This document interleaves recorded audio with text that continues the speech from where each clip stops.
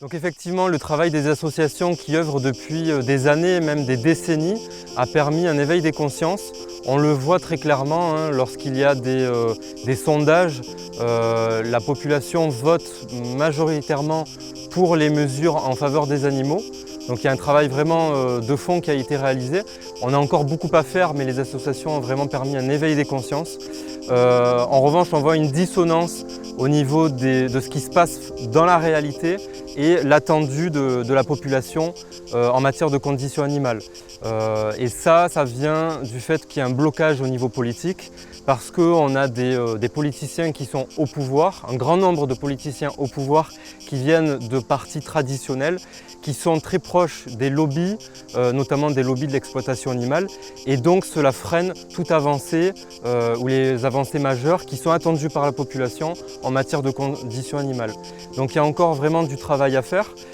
C'est la raison pour laquelle le parti animaliste a été créé, pour permettre de visibiliser l'électorat animaliste. Il faut bien être conscient qu'on a un électorat qui est intéressé par les autres sujets, pas que par les animaux, mais qui, par le fait qu'il n'y a pas d'avancée majeure en matière de conditions animales, s'est dit « je vais envoyer un message aux politiciens au pouvoir, aux partis traditionnels, pour leur faire comprendre que s'ils ne mettent pas davantage de mesures en faveur des animaux, eh bien, ils vont perdre la voix de cet électorat. » Et c'est ce qui s'est passé, on l'a vu, on a fait des scores relativement importants pour un jeune parti qui a à peine 5 ans. Aux dernières élections européennes, on a fait entre 2 et 2,5%, c'est-à-dire autant que certains partis traditionnels. Ça a été une surprise pour tout le monde, enfin pour nous non, mais pour les partis traditionnels. Et suite à ça, là par exemple l'année dernière, on a eu une loi sur la condition animale. Alors la loi est loin d'être suffisante, mais ça faisait très longtemps, de nombreuses années qu'on n'avait pas eu de législation en matière de conditions animales. Et donc on voit qu'il y a un impact direct par la présence du parti animaliste, qui est un parti monothématique. Donc on sait que quand les gens votent pour le parti animaliste, ils votent pour les animaux, et qui est un parti transpartisan qui nous permet de rassembler des personnes qui à la base sont de différentes couleurs politiques, mais qui ont vraiment l'intention de donner leur vote pour les animaux parce qu'ils ont bien vu qu'avec les partis traditionnels ça n'avançait pas, ou en tout cas pas suffisamment. On n'avait jusqu'à présent que des déclarations de bonnes intentions ou des mesures qui étaient très faibles.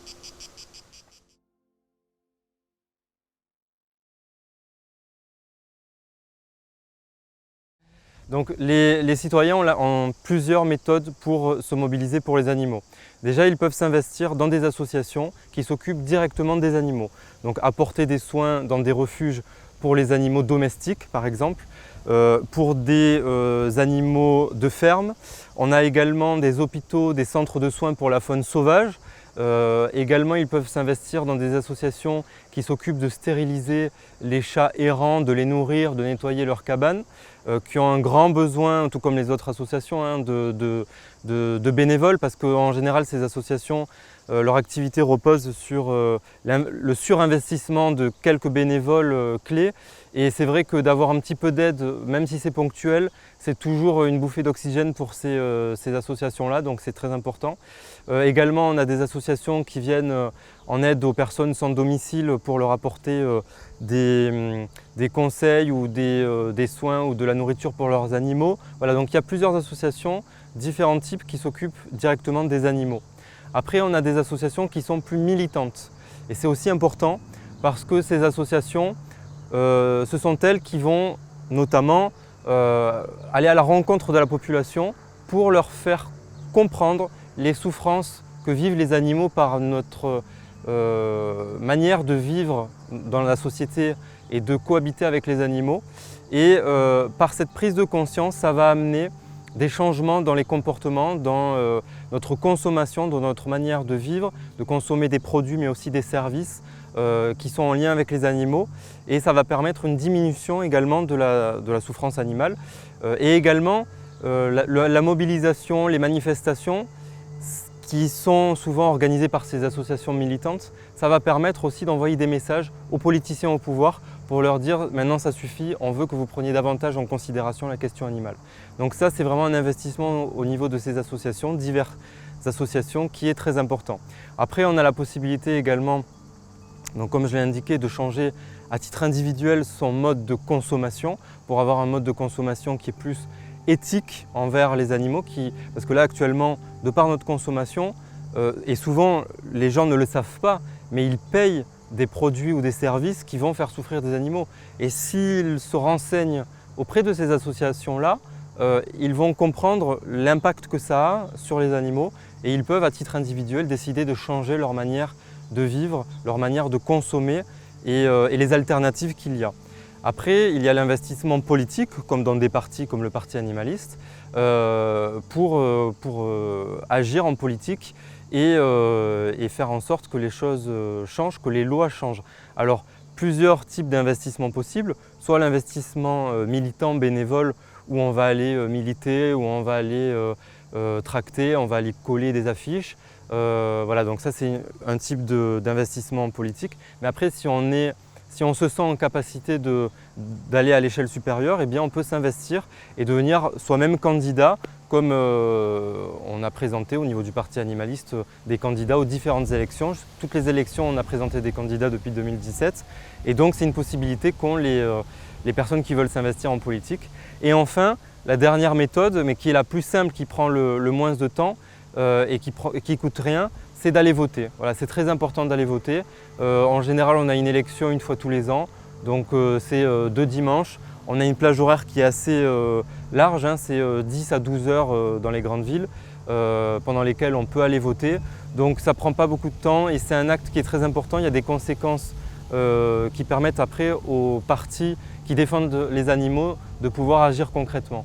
Donc ça c'est très simple. Donc chacun peut s'investir en fonction de ses capacités bien entendu. Ou aussi ils peuvent faire des dons à des associations ou à des partis qui œuvrent pour les animaux. Voilà, en fonction de ses capacités financières, de son temps, chacun peut s'investir et œuvrer pour les animaux.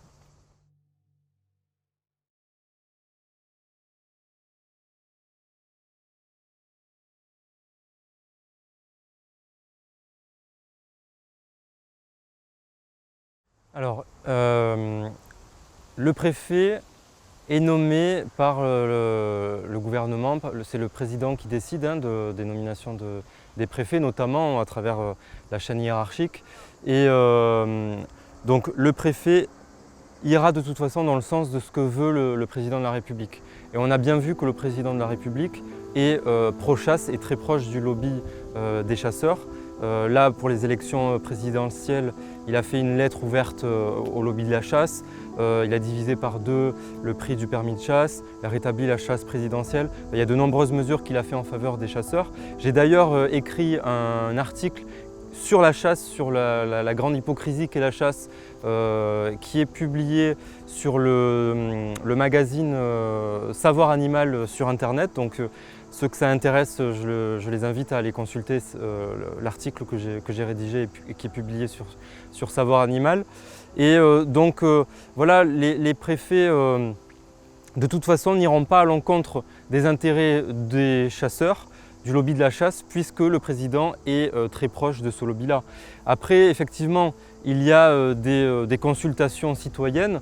Toutefois, moi je considère que c'est un simulacre de démocratie parce qu'on donne l'impression à des gens qu'ils vont être écoutés alors qu'ils ne le sont pas concrètement, puisque la majeure partie du temps la population est contre donc, ces élargissements de périodes de chasse ou d'extension à différentes espèces. Et en plus d'être un simulacre, c'est un déni de démocratie puisque ça va à l'encontre de ce que la population souhaite. Voilà. Donc il ne faut pas être surpris. Après moi j'invite les gens à continuer de donner leur avis parce que ça montre qu'on continue la mobilisation. Et à ne pas s'arrêter là, aussi à aller militer à chaque fois que c'est possible pour eux, pour montrer qu'on est là et qu'on est présent et qu'on ne laissera pas faire. Mais il ne faut pas avoir de grands espoirs sur ce quinquennat, en tout cas en matière de chasse, compte tenu du fait que le président est très proche du lobby des chasseurs. Et c'est d'ailleurs une des raisons pour lesquelles l'ancien ministre de l'Environnement avait démissionné. Hein. Il avait demandé à ce qu'il n'y ait pas le lobby à certaines réunions ministérielles et un responsable des lobbies était présent dans ces réunions. Donc c'est assez parlant de la situation qui est quand même assez grave en matière de lien entre le sommet de l'État et le lobby de la chasse.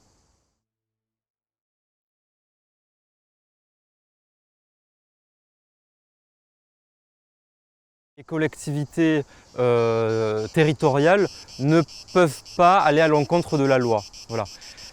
En revanche, effectivement, les collectivités territoriales peuvent agir sur les terrains qui leur appartiennent.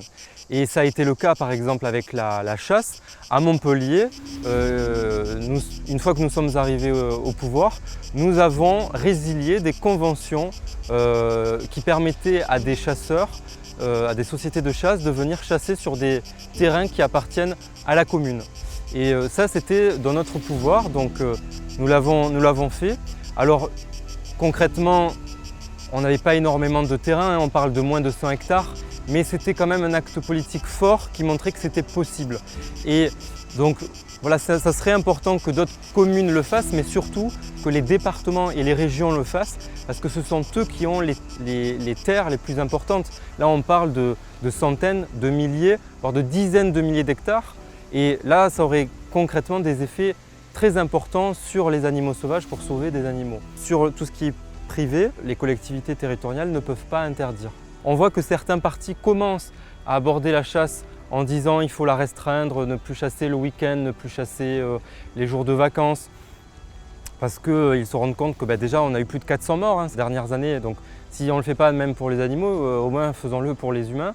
Ce que nous demandons nous au Parti animaliste, nous on demande l'arrêt pur de la chasse, donc tout est mis en place pour qu'il y ait des animaux sauvages et ensuite qu'on nous dise qu'il y en a trop et qu'il faut les tuer.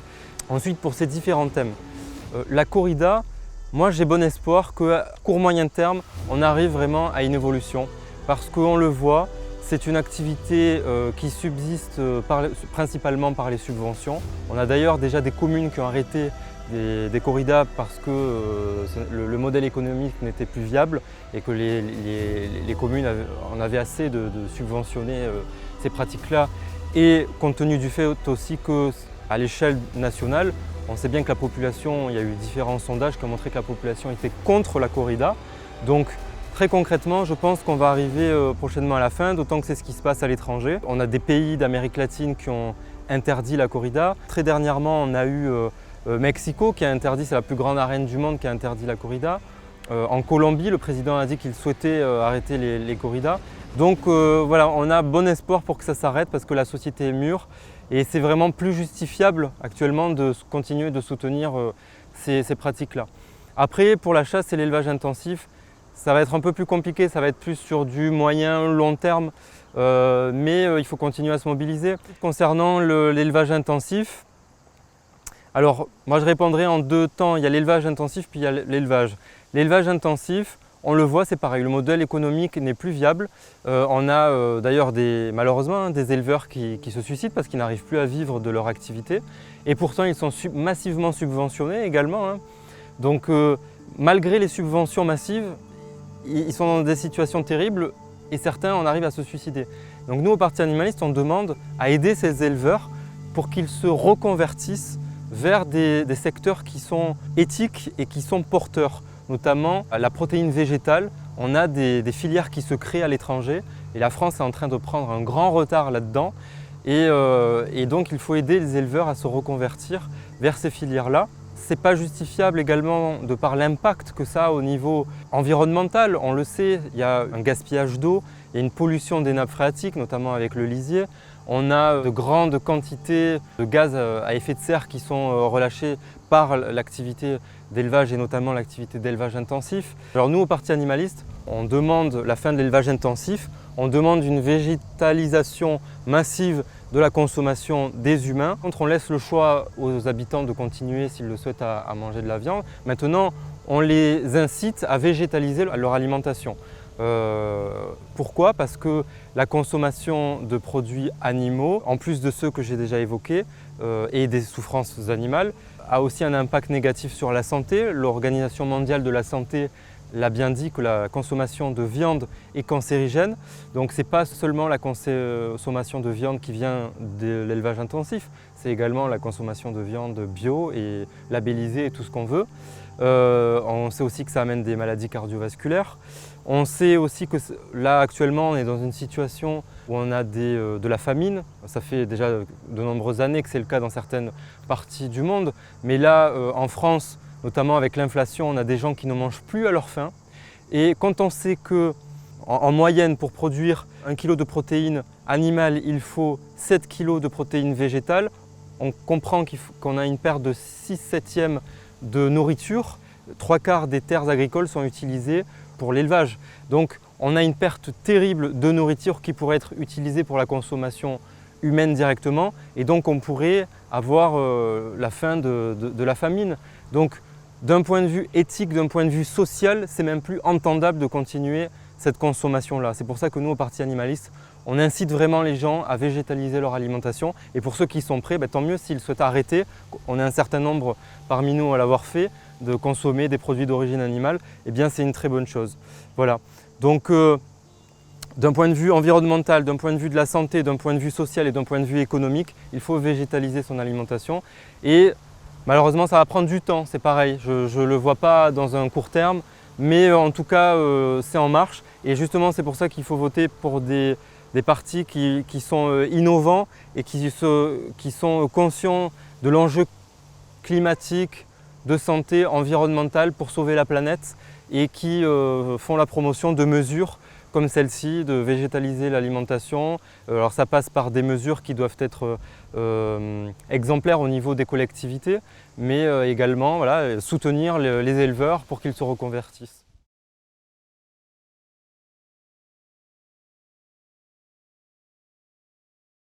Alors le message que je souhaite faire passer, c'est vraiment, je souhaite dire à toutes les personnes qui regarderont la vidéo, allez voter. C'est très important d'aller voter. C'est important parce que là, on a des taux d'abstention qui sont phénoménaux. C'est autant de personnes qui ne vont pas voter, qui pourraient aller voter.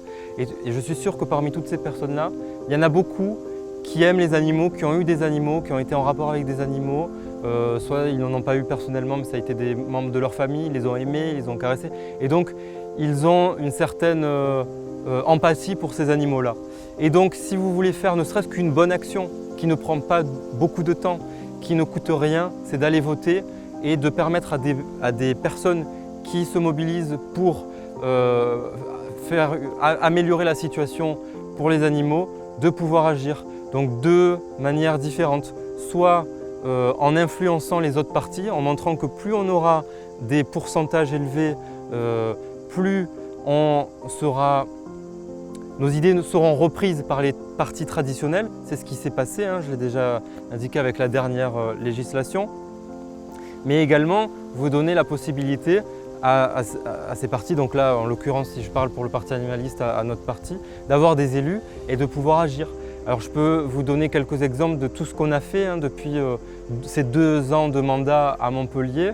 On a réussi à mettre en place les repas végétariens dans les cantines. On a résilié les conventions de chasse sur les terrains qui appartenaient à la collectivité. On a voté un vœu qui appelle à une législation pour interdire la présence de tous les types d'animaux dans les cirques. D'ailleurs, la dernière législation de l'année dernière a repris une partie de cette mesure-là, alors en interdisant certains types d'animaux dans les cirques d'ici quelques années. Ça, on le sait, c'est parce qu'il y a eu le travail des associations, mais aussi des vœux qui ont été votés par des collectivités, notamment des grosses collectivités comme la nôtre.